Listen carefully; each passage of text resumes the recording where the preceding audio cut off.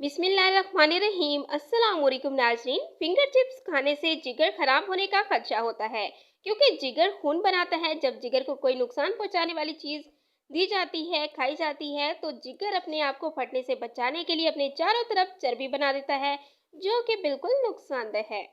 इसके अलावा पैकेट वाले नूडल्स बच्चे को देकर अपनी जान ना छुड़ाएं। बच्चों को छोटी उम्र में ही नूडल्स खिलाना गैर जरूरी मोटापे का सबब है। बच्चे और माँ को लगेगा कि खाना तो खा लिया, लेकिन इससे सिर्फ पेट भरेगा और जिस्म को गिजायत मिलने की बजाय उल्टा नुकसान होगा। बच्चे नूडल्स खाने के बाद पेट दर्द, हाजमा में तकलीफ, उफारा और गैस की शिकायत भी करते हैं। इसलिए कोशिश करें कि ऐसी चीजें बच्चे को ना दें जो इनके लिए नुकसानदेह हैं।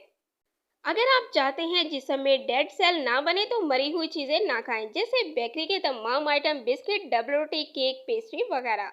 बल्कि आपको जिंदा चीजें खानी चाहिए, जैसे फल, फ्रूट, खुश्क मेवाजात, सब्जी, दालें वगैरह। Thanks for watching. Please subscribe my channel health clinic.